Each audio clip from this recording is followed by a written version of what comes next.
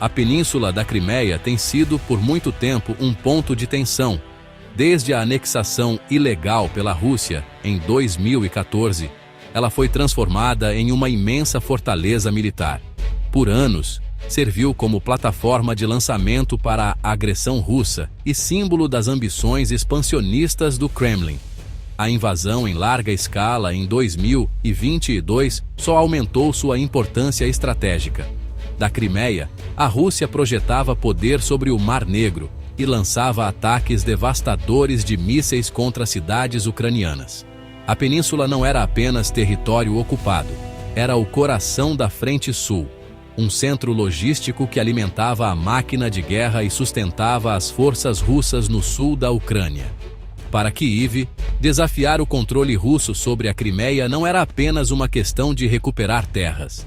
Era uma necessidade militar para enfraquecer a capacidade do inimigo de fazer guerra. No início de 2026, o conflito havia se transformado em uma guerra de desgaste exaustiva, com ambos os lados presos em uma dança mortal de inovação e adaptação. A Ucrânia, fortalecida pelo apoio ocidental e por sua própria engenhosidade, se recusava a ser superada. Começou uma campanha sistemática para degradar as capacidades russas nos territórios ocupados.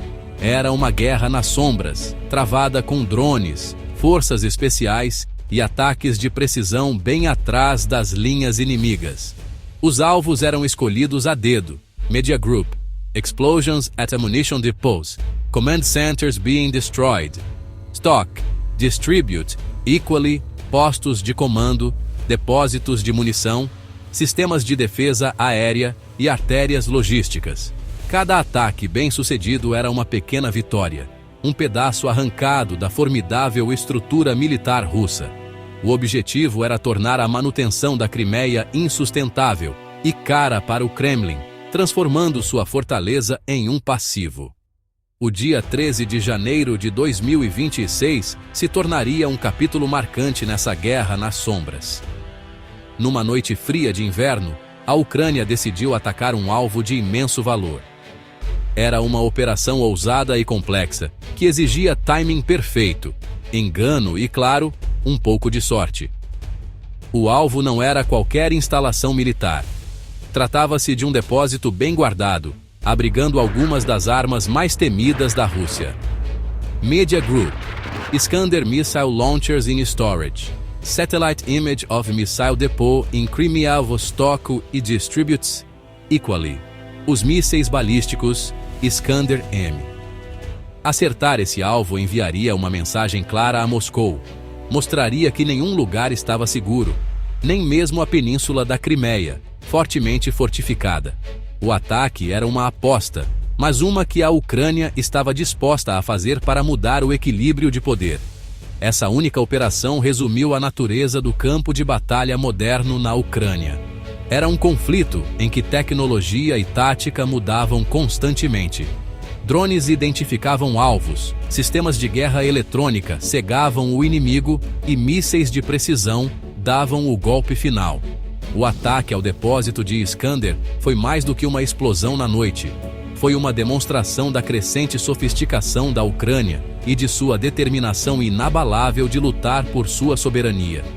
Foi uma história de inteligência, coragem e a busca incessante por vantagem em uma guerra que já havia tirado tantas vidas e remodelado o cenário geopolítico do século XXI. O sistema de mísseis Iskander-M não é apenas um equipamento militar. Para o Kremlin, é uma joia da coroa, um símbolo potente do poderio militar modernizado da Rússia. Esses lançadores móveis de mísseis balísticos são capazes de transportar ogivas convencionais ou nucleares com precisão aterrorizante por centenas de quilômetros. Desde o início da invasão em larga escala, os mísseis Iskander têm sido uma ferramenta principal de terror contra a Ucrânia.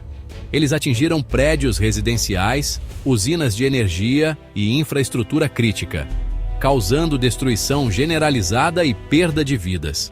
Cada lançamento era um lembrete da superioridade tecnológica da Rússia e de sua disposição em causar sofrimento ao povo ucraniano. A mobilidade do sistema o torna notoriamente difícil de rastrear e destruir. O depósito-alvo na Crimeia era um nó crítico nas capacidades de ataque de longo alcance da Rússia.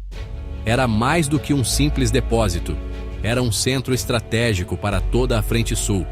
Ali, os letais mísseis Iskander-M eram armazenados, mantidos e preparados para o lançamento. Dessa localização, podiam ameaçar praticamente qualquer cidade do sul e centro da Ucrânia. Destruir esse depósito significava muito mais do que eliminar um estoque de armas. Isso interromperia a cadeia logística que alimentava a campanha de terror com mísseis da Rússia.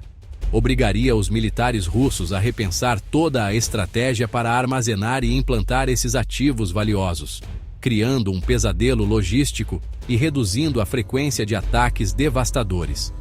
Proteger esse depósito era, portanto, uma prioridade máxima para o comando russo na Crimeia. A instalação era protegida por uma densa rede de defesa aérea em camadas. Isso incluía sistemas avançados como o S-400 para ameaças de longo alcance e o Pantsir S-1 para defesa de curto alcance contra drones e mísseis voando baixo. Os russos acreditavam que sua fortaleza era impenetrável. Investiram pesado para criar uma bolha de segurança sobre a península, confiantes de que a combinação de radares, guerra eletrônica e interceptores de mísseis poderia derrotar qualquer ataque ucraniano. O depósito representava o coração do poder russo na região, e eles tinham certeza de que estava seguro. Para a Ucrânia, o depósito de Iskander-M era o prêmio máximo. Destruí-lo seria um golpe devastador para o Kremlin, tanto na prática quanto simbolicamente. Salvaria incontáveis vidas ucranianas ao evitar futuros ataques de mísseis. Também destruiria o mito da invencibilidade russa na Crimeia, mostrando que as forças ucranianas podiam alcançar até mesmo os alvos mais protegidos. O planejamento para esse ataque teria que ser meticuloso, aproveitando cada pedaço de inteligência e cada vantagem tecnológica disponível. Era uma missão de alto risco e alta recompensa, capaz de mudar a dinâmica psicológica da guerra e provar que a determinação ucraniana era mais forte do que o aço russo. O relógio começou a correr apenas 5 horas antes do ataque. Um avanço veio do céu, não de espiões em terra. A inteligência ucraniana, usando imagens de satélite infravermelho avançadas, detectou uma atividade incomum na base de mísseis Iskander-M.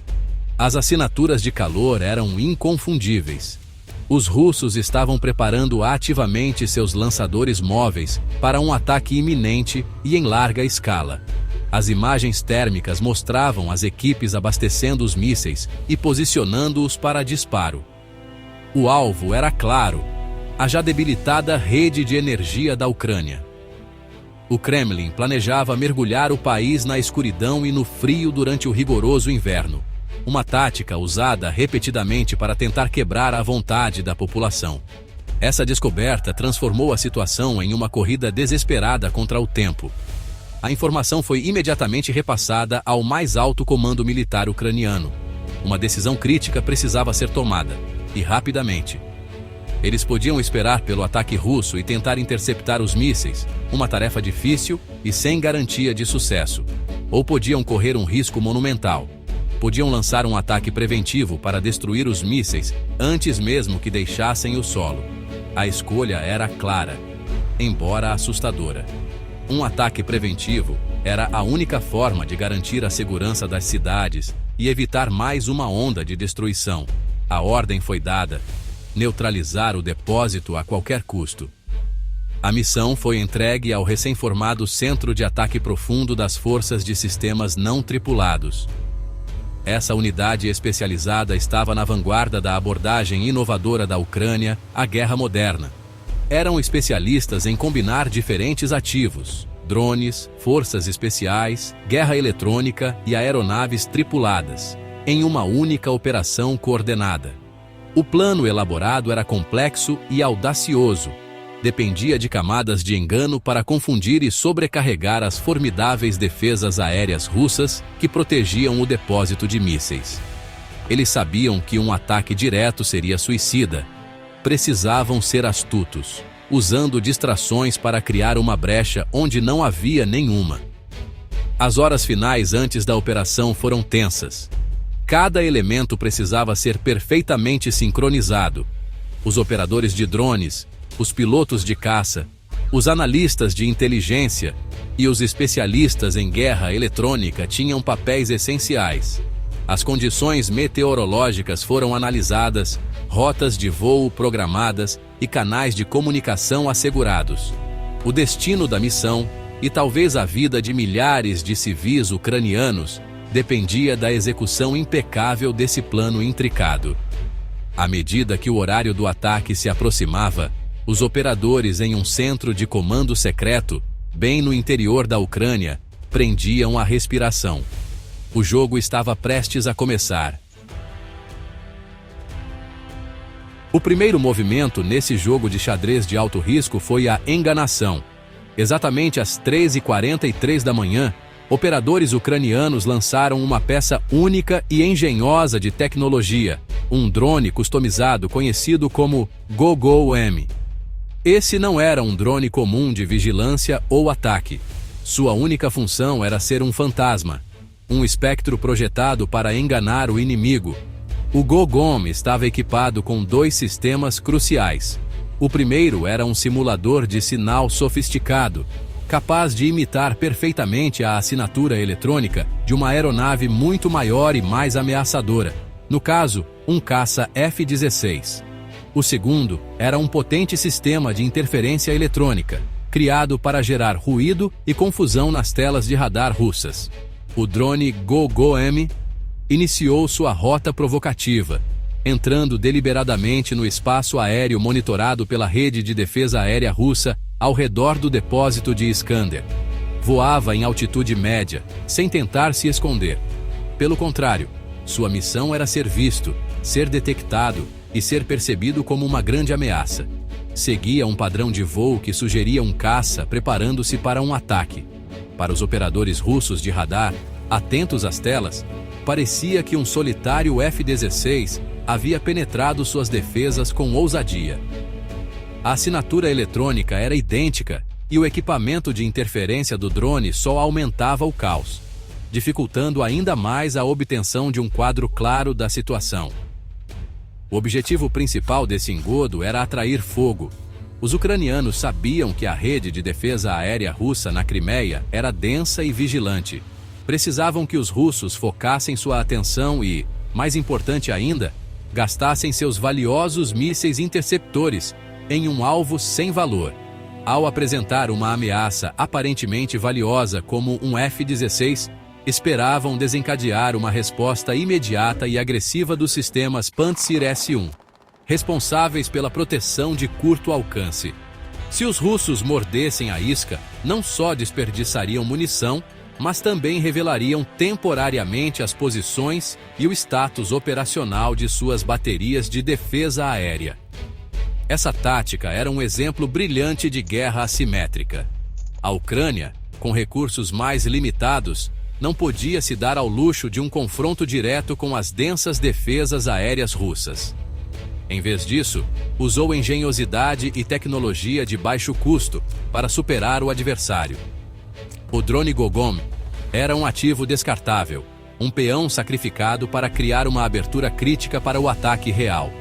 Seu voo era uma coreografia cuidadosamente planejada, feita para manipular as percepções e reações dos defensores russos. O sucesso de toda a missão agora dependia de os russos caírem, ou não, nesse elaborado ardil. Dentro dos bunkers de comando, os operadores russos de defesa aérea viam exatamente o que os ucranianos queriam que eles vissem. As telas de radar acenderam com um alvo claro e hostil. A assinatura eletrônica gritava: Caça F-16, uma aeronave ocidental formidável que havia sido recentemente fornecida à Ucrânia. O trajeto provocativo do alvo confirmava as suspeitas deles. estava em uma rota de ataque. Pânico e adrenalina tomaram conta do bunker. Um F-16 tão profundamente no espaço aéreo da Crimeia representava uma grande violação de segurança. Eles precisavam agir imediatamente para neutralizar a ameaça antes que ela pudesse liberar sua carga sobre o depósito estratégico de mísseis. Com confiança em seus equipamentos avançados, a equipe de um sistema de defesa Pantsir S-1 travou a mira no alvo fantasma. O Pantsir, um sistema móvel montado em caminhão, é projetado para ser a última linha de defesa, capaz de engajar aeronaves voando baixo, drones e mísseis de cruzeiro com uma combinação de canhões e mísseis de curto alcance. Em questão de segundos após adquirir o alvo, o comandante deu a ordem para disparar. 2 mísseis Superfície AR-57E6 cortaram o céu noturno, seus motores deixando rastros brilhantes de luz, enquanto aceleravam em direção ao intruso. Na tela do radar, os operadores observavam enquanto os interceptadores se aproximavam rapidamente. Poucos momentos depois, o ponto representando o F-16 desapareceu das telas. A interceptação foi um sucesso. Um alívio tomou conta dos operadores russos. Eles haviam defendido com sucesso um ativo de alto valor. Tinham abatido um sofisticado caça ocidental. Em suas mentes, tinham acabado de frustrar um grande ataque ucraniano. Provavelmente, relataram seu sucesso para a cadeia de comando, sentindo orgulho e realização.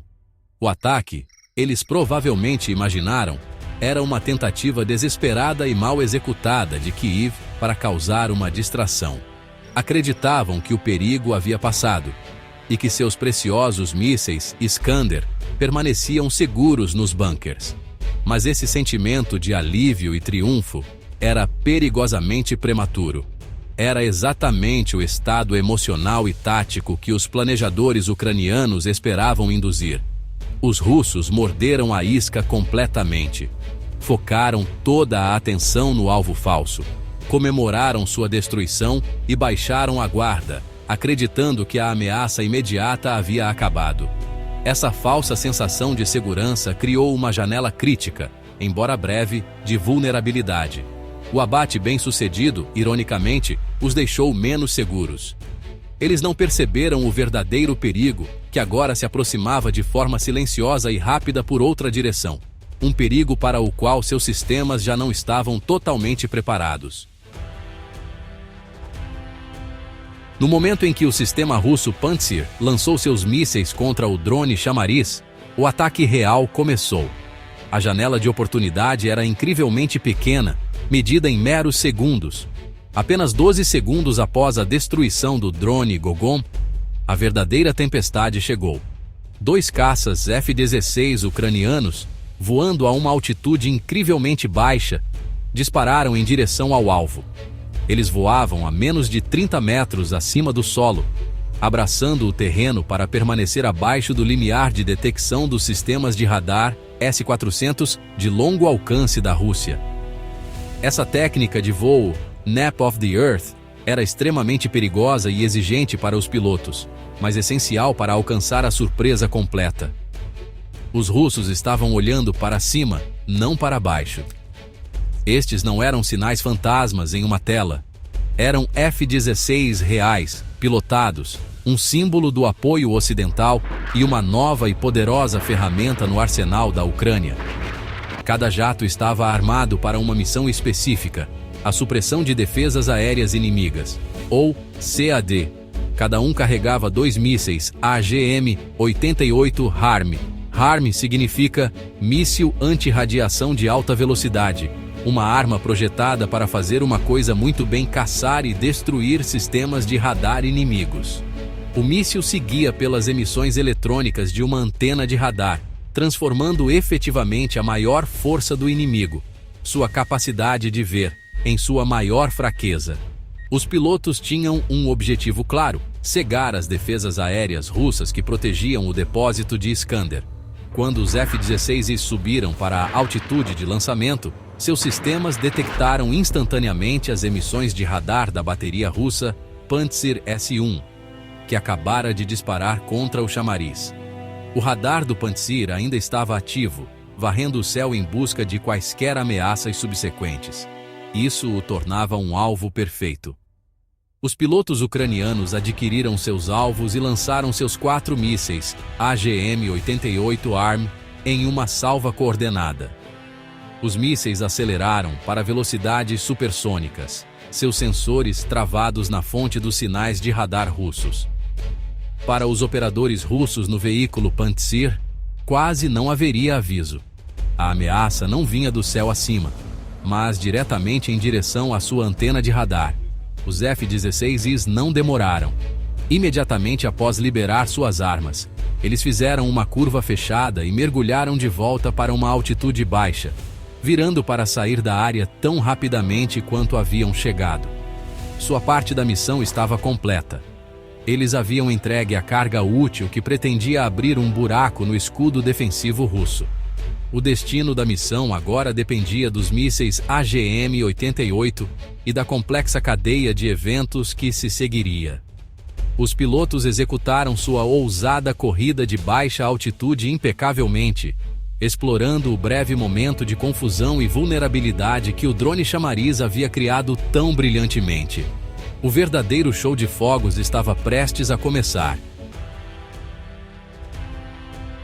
No complexo e caótico cenário da guerra eletrônica, as coisas nem sempre saem como planejado. Enquanto os 4 mísseis AGM-88 HARM aceleravam em direção aos seus alvos, um erro crítico de sistema ocorreu. Esta era a natureza imprevisível da guerra. Um momento em que a tecnologia falhou.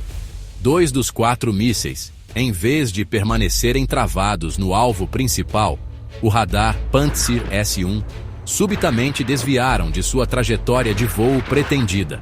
A causa exata, se foi contramedidas eletrônicas russas ou um mau funcionamento nos sistemas de orientação dos mísseis, permanece incerta. Mas o resultado foi catastrófico para os defensores russos. Os 2 mísseis errantes começaram a procurar novas fontes de radar para se fixar. Numa trágica ironia do destino, os mísseis as encontraram. Eles se fixaram nas emissões de radar de outros elementos próximos da própria densa rede de defesa aérea da Rússia. As armas projetadas para cegar o inimigo estavam agora prestes a atingir forças amigas. Os defensores russos, que momentos antes sentiam um senso de triunfo, estavam agora na mira de uma ameaça que não viram surgir. Os mísseis HARM, seguindo sua programação, atingiram componentes do próprio sistema S-400, que deveria fornecer proteção abrangente para toda a região. O ataque inadvertidamente desencadeou uma cascata de fogo amigo, com mísseis ucranianos causando o impacto em sistemas russos. Os 2 mísseis HARM restantes, no entanto, cumpriram sua missão perfeitamente.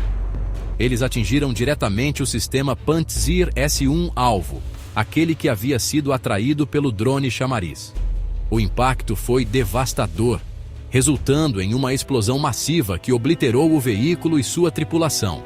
Este ataque abriu com sucesso uma brecha na bolha defensiva de curto alcance ao redor do depósito de Iskander. Mas o caos estava apenas começando. As explosões dos incidentes de fogo amigo e o ataque bem-sucedido ao Pantsir jogaram toda a rede de defesa aérea russa em desordem. Alarmes soaram em múltiplos postos de comando, enquanto os operadores lutavam para entender o que estava acontecendo. A rede russa reagiu instintivamente, mas com confusão. Vendo novas ameaças chegando, as explosões secundárias e os detritos dos impactos dos HARM, outros sistemas Pantsir próximos começaram a disparar seus próprios mísseis 57 e 6 para interceptar o que eles percebiam como uma segunda onda de ataque. Eles estavam essencialmente atirando em fantasmas, disparando contra os efeitos secundários do ataque inicial. Essa resposta frenética e descoordenada esgotou ainda mais seus estoques limitados de mísseis e aumentou o caos. Em questão de minutos, um sistema de defesa bem organizado e multicamadas foi jogado em estado de pânico e desordem, em grande parte por sua própria mão, um testemunho da eficácia da decepção inicial. O impacto imediato do ataque foi a criação de uma lacuna significativa no tão elogiado escudo de defesa aérea russo na Crimeia. A destruição bem-sucedida de um sistema Pantsir S-1 e os danos infligidos a outros componentes de radar por fogo amigo criaram um corredor temporário, mas crítico. Esta era a abertura de que a Ucrânia precisava. A sofisticada rede em camadas, da qual o Kremlin se gabava, foi subitamente comprometida. O sistema foi projetado para funcionar em conjunto, com diferentes elementos cobrindo uns aos outros. A remoção de um ou dois nó-chave criou pontos cegos e vulnerabilidades que poderiam ser explorados por ondas subsequentes de ataque. Esta única operação expôs uma fraqueza fundamental na abordagem russa à defesa aérea. Seu sistema dependia muito de processos automatizados e protocolos rígidos. Quando confrontado com um ataque complexo e multicamadas envolvendo engano, guerra eletrônica e táticas inesperadas, a rigidez do sistema tornou-se uma desvantagem. Os operadores, treinados para responder a ameaças convencionais, foram psicologicamente e tecnologicamente superados. Eles reagiram previsivelmente ao chamariz e, quando a situação se tornou caótica, sua resposta foi frenética e descoordenada. O ataque provou que um plano inteligente e bem executado poderia derrotar um oponente tecnologicamente superior, mas inflexível. A perda de equipamentos e pessoal treinado foi um golpe significativo. Um sistema avançado como o Pantsir S-1 não é facilmente substituído, e sua equipe experiente é ainda mais valiosa. Mais importante ainda, o incidente causou uma onda de choque de dúvida no comando militar russo. Como um único F-16 poderia penetrar suas defesas tão facilmente? Como seus próprios sistemas poderiam acabar sendo atingidos? O evento forçou uma reavaliação dolorosa de suas táticas, procedimentos e da confiabilidade de seus equipamentos diante da guerra eletrônica moderna. Semeou desconfiança e incerteza, que são tão corrosivas para a eficácia de um exército quanto qualquer dano físico. Para a Ucrânia, as lições aprendidas foram inestimáveis. O ataque validou sua estratégia de usar táticas de armas combinadas na era moderna. Demonstrou que uma força relativamente pequena, usando uma combinação de sistemas não tripulados e aeronaves tripuladas, poderia alcançar um efeito estratégico muito maior do que seu tamanho sugeriria. O sucesso da missão serviria como um projeto para futuras operações, incentivando o desenvolvimento de chamarizes mais sofisticados, planos de voo mais ousados e técnicas de guerra eletrônica mais complexas. Provou que o escudo russo sobre a Crimeia não era impenetrável. Tinha rachaduras, e a Ucrânia agora sabia como encontrá-las e abri-las. Este ataque audacioso foi mais do que um evento isolado. Foi uma ilustração perfeita da estratégia militar mais ampla da Ucrânia. Foi parte de uma campanha sistemática e implacável para degradar as capacidades militares da Rússia nos territórios ocupados.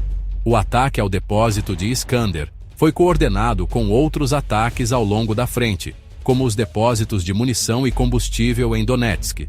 Estes não foram atos aleatórios de desafio. Foram movimentos cuidadosamente orquestrados pelo Centro de Ataque Profundo, projetados para paralisar a logística, o comando e controle e as defesas aéreas russas. Esta campanha visava tornar cada metro quadrado de terra ocupada uma zona de alto risco para as forças russas. A operação demonstrou o papel central dos drones, da guerra eletrônica e da inteligência em tempo real no conflito moderno. O drone Iska-Gogoem foi a chave que abriu a posição russa fortemente fortificada. A inteligência de satélite forneceu a janela crítica para o ataque preventivo, e o bloqueio eletrônico e os mísseis anti-radiação exploraram a dependência do inimigo da tecnologia. Esta é a nova face da guerra, onde bytes e sinais são tão importantes quanto balas e bombas. A Ucrânia se tornou um laboratório para o combate do século XXI, inovando e implantando rapidamente novas táticas para nivelar o campo de batalha contra um adversário maior e mais poderoso. As consequências simbólicas do ataque foram imensas. Para a Rússia, foi um golpe humilhante. A destruição de mísseis Iskander de alto valor dentro da fortaleza da Crimeia quebrou a narrativa do Kremlin de domínio militar e invencibilidade. Foi uma demonstração pública de que suas armas e defesas mais avançadas eram vulneráveis. Para os soldados russos no terreno, isso fomentou uma sensação de insegurança. A sensação de que nunca estavam realmente seguros. Para a Ucrânia e seus parceiros internacionais, o ataque foi um poderoso símbolo de resiliência e engenhosidade. Provou que, com a tecnologia, a estratégia e a coragem certas, Davi poderia de fato atacar Golias. Em última análise, o ataque ao depósito de Iskander teve repercussões militares e psicológicas duradouras. Na prática, salvou cidades ucranianas de uma barragem iminente de mísseis e desorganizou uma parte fundamental da máquina de guerra russa. Simbolicamente, impulsionou o moral na Ucrânia e enviou uma mensagem clara a Moscou. Enquanto você ocupar nossa terra, você não terá paz. Você será caçado no ar, no mar e na terra. Esta única noite de fogo e engano na Crimeia foi um testemunho do espírito inabalável da Ucrânia e um aviso claro de que a luta pela liberdade seria travada com todas as ferramentas disponíveis, em todas as frentes, até que a vitória seja alcançada.